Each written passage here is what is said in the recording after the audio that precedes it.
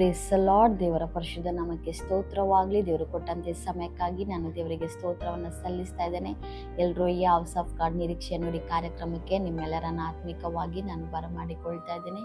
ಈ ದಿನದ ದೇವರ ವಾಕ್ಯ ಧರ್ಮೋಪದೇಶ ಕಾಂಡ 8ನೇ ಅಧ್ಯಾಯ ಅದರ 7ನೇ ವಚನ. ಈ ವಚನ ಹೀಗೆ ಹೇಳುತ್ತೆ, ನಿಮ್ಮ ದೇವರಾದ ಯೆಹೋವನು ಉತ್ತಮ ದೇಶಕ್ಕೆ ನಿಮ್ಮನ್ನು ಸೇರಿಸುತ್ತಾನೆ. ಆ ದೇಶದ ಹಳ್ಳಗಳಲ್ಲಿ ನೀರು ಯಾವಾಗಲೂ ಹರಿಯುತ್ತದೆ ಮತ್ತು ತಗ್ಗುಗಳಲ್ಲಾಗಲಿ ಗುಡ್ಡಗಳಲ್ಲಾಗಲಿ ಎಲ್ಲ ಕಡೆಯೂ ಬಾವಿಗಳಲ್ಲಿಯೂ ಬುಗ್ಗೆಗಳಿಂದಲೂ ನೀರು ಉಕ್ಕುತ್ತದೆ.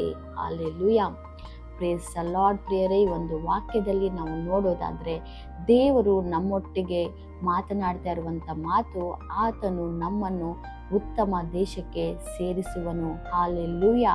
Praise the lord. ಈ ವಾಕ್ಯ ನಮಗೆ ಯಾವ ರೀತಿ ಹೇಳ್ತಾ ಇದೆ ಎಂಬುದಾಗಿ ನೋಡುವಾಗ, ನಮ್ಮ ಪರಿಸ್ಥಿತಿಗಳು ಎಂತಹ ಒಂದು ರೀತಿಯಾದ ಒಂದು ಕಷ್ಟದ ಪರಿಸ್ಥಿತಿಯಲ್ಲಿ ನಾವು ಒಂದು ವೇಳೆ ಹಾದು ಹೋಗ್ತಾ ಇದ್ರು ಸಹ ದೇವರು ಈ ಕಷ್ಟದ ಪರಿಸ್ಥಿತಿಯನ್ನ, ಇಕ್ಕಟ್ಟಾದ ಪರಿಸ್ಥಿತಿಯನ್ನ, ಅನೇಕ ತೊಂದರೆಗಳು, ಅನೇಕ ವೇದನೆಗಳಲ್ಲಿ ಹಾದು ಹೋಗ್ತಾ ಇರುವಂತ ಈ ಪರಿಸ್ಥಿತಿಗಳಿಂದ ನಮ್ಮನ್ನ ಬಿಡಿಸಿ ಆತನು ಒಂದು ಉತ್ತಮವಾದಂಥ ಜೀವಿತವನ್ನ ಆತನು ಕೊಡಲಿಕ್ಕಿದ್ದಾನೆ. ಹಲ್ಲೆಲೂಯಾ. Praise the lord.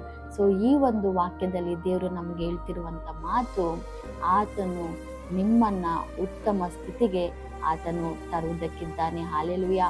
ನಿಮ್ಮ ಪರಿಸ್ಥಿತಿಗಳನ್ನ ನೋಡಿ ನೀವು ಕುಗ್ಗಿ ಹೋಗಬೇಡಿರಿ. ನಿಮ್ಮ ಪರಿಸ್ಥಿತಿಗಳನ್ನ ನೋಡಿ ನೀವು ಒಳಗೊಳ್ಳುವುದು ಬೇಡ, ಗಲಿಬಿಲಿಗೆ ಒಳಗಾಗುವುದು ಬೇಡ.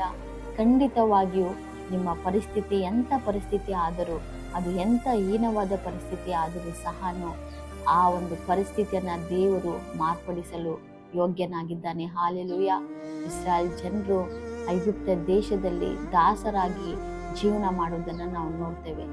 ಆ ಒಂದು ದೇಶದಲ್ಲಿ ಐಗುಪ್ತ ಜನರು ಕೊಡ್ತಾ ಇದ್ದಂಥ ಕಷ್ಟಗಳು, ಆ ಒಂದು ದಾಸತ್ವದ ನಿಮಿತ್ತವಾಗಿ ಅವರು ತುಂಬಾ ಬಳಲಿ ಹೋಗಿ ದೇವರ ಬಳಿ ಪ್ರಾರ್ಥನೆ ಮಾಡುವಾಗ ದೇವರು ಆ ಒಂದು ಜನರನ್ನ ಆ ದೇಶದಿಂದ ಹಾಲು ಜೇನು ಹರಿಯುವಂತ ಕಾನಾನ್ ದೇಶಕ್ಕೆ ಕರೆದುಕೊಂಡು ಬಂದ್ರು. ಹಲ್ಲೆಲೂಯಾ.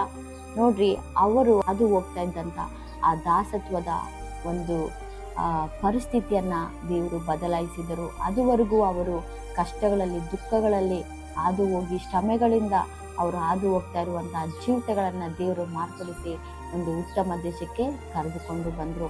ಅದೇ ರೀತಿನೇ ದೇವರು ಇವತ್ತು ನಿಮ್ಮ ಬಳಿ ಹೇಳ್ತಾ ಇರುವಂಥದ್ದು, ನಿಮ್ಮ ಪರಿಸ್ಥಿತಿಗಳಿಂದ ನಾನು ನಿಮ್ಮನ್ನು ಬಿಡಿಸಿ ಉತ್ತಮವಾದ ಜೀವಿತವನ್ನ ನಾನು ನಿಮಗೆ ಕೊಡುತ್ತೇನೆ ಎಂಬುದಾಗಿ ದೇವರು ವಾಗ್ದಾನ ಮಾಡ್ತಾ ಇದ್ದಾರೆ. ಪ್ರಿಯರೇ, ನೀವು ಒಂದು ವೇಳೆ ಬೆಸತ್ತು ಹೋಗ್ತಾ ಇದ್ದೀರಾ, ಒಂದು ವೇಳೆ ನೀವು ಮನಸ್ಸಿನಲ್ಲಿ ದೇವರೇ ನನ್ನ ಜೀವಿತ ಈಗ ಆಯ್ತಲ್ಲ, ನಾನು ಈ ಒಂದು ಕಷ್ಟಗಳಿಂದ ಮೇಲೆ ಬರುತ್ತೇನಾ, ನನ್ನ ಜೀವಿತವೂ ಸಹ ಒಳ್ಳೆಯದಾಗಿ ಇರುತ್ತಾ, ಮುಂದೆ ನನ್ನ ಒಂದು ಜೀವಿತದಲ್ಲಿ ಒಳ್ಳೆಯದು ಶುಭವು ಅದು ಸಂಭವಿಸುತ್ತಾ ಎಂಬುದಾಗಿ ನೀವು ಒಂದು ವೇಳೆ ದೇವರನ್ನ ಪ್ರಶ್ನೆ ಮಾಡಿ ಕೇಳ್ತಿರ್ಬೋದು. ಆ ಒಂದು ಪ್ರಶ್ನೆಗೆ ಖಂಡಿತವಾಗಿ ದೇವರು ಹೇಳುವಂತ ಮಾತು, ಹೌದು, ನಾನು ನಿಮ್ಮನ್ನ ಉತ್ತಮ ದೇಶಕ್ಕೆ ಸೇರಿಸುವೆನೆಂಬುದಾಗಿ. ದೇವರು ನಿಮ್ಮನ್ನ ಉತ್ತಮವಾದ ಜೀವಿತಕ್ಕೆ ಆತನು ನಡೆಸುವ ಆತನಾಗಿದ್ದಾನೆ. ನಂಬಿಕೆ ಇಡ್ರಿ, ಆತನನ್ನ ನಿರೀಕ್ಷಿಸಿರಿ. ಖಂಡಿತವಾಗಿ ಆತನು ನಿಮ್ಮನ್ನ ಒಂದು ಒಳ್ಳೆ ಉತ್ತಮವಾದ ಪರಿಸ್ಥಿತಿಗೆ ಆತನು ನಿಮ್ಮನ್ನ ತರುತ್ತಾನೆ. ಹಲ್ಲೆಲೂಯಾ.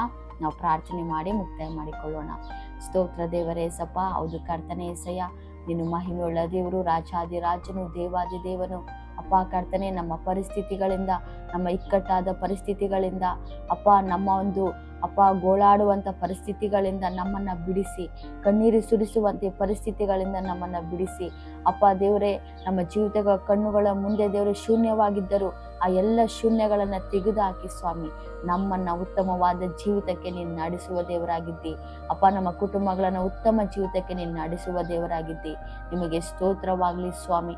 ಹೌದು ಸ್ವಾಮಿ, ಯಾರೆಲ್ಲ ಪ್ರಾರ್ಥನೆ ಮಾಡಿ ಈ ದಿನದಲ್ಲಿ ಒಂದು ನಿರೀಕ್ಷೆಗಾಗಿ ಪ್ರಾರ್ಥನೆ ಮಾಡ್ತಿದ್ದಾರೋ ಅವರೆಲ್ಲರೊಟ್ಟಿಗೆ ಸಹ ನೀನು ಮಾತನಾಡಿದ ಮಾತಿಗಾಗಿ ಸ್ತೋತ್ರ. ನೀವು ಕೊಟ್ಟಂತ ಉತ್ತಮ ಜೀವಿತಕ್ಕಾಗಿ ಸ್ತೋತ್ರ. ನಜರೇತಿನ ಯೇಸುವಿನ ನಿನ್ನ ಅಧಿಕಾರವುಳ್ಳ ನಾಮದಲ್ಲಿ ಪ್ರಾರ್ಥಿಸಿ ಬೇಡಿ ಹೊಂದಿದ್ದೇವೆ ತಂದೆ, ಆಮೇನ್. Praise the lord. ಪ್ರಿಯರೇ, ಖಂಡಿತವಾಗಿ ದೇವರು ವಾಗ್ದಾನ ಮಾಡಿದ ಹಾಗೆ ಆತನು ನಿಮ್ಮ ಜೀವಿತಗಳನ್ನ ಒಂದು ಉತ್ತಮವಾಗಿ ಆತನು ಮಾಡುವಾತನಾಗಿದ್ದಾನೆ. ನಿಮ್ಮ ಎಲ್ಲ ಪರಿಸ್ಥಿತಿಗಳನ್ನ ಬದಲಾಯಿಸಿ ಉತ್ತಮ ಜೀವಿತವನ್ನ ಕೊಟ್ಟು ನೀವು ಸಂತೋಷವಾಗಿಯೂ ಸುಖದಿಂದಲೂ ಇರುವ ಹಾಗೆ ಆತನು ಮಾಡುವಾತನಾಗಿದ್ದಾನೆ. ಹಾಲೆಲೂಯ. ಆತನನ್ನು ನಂಬಿ ನಿರೀಕ್ಷಿಸಿರಿ.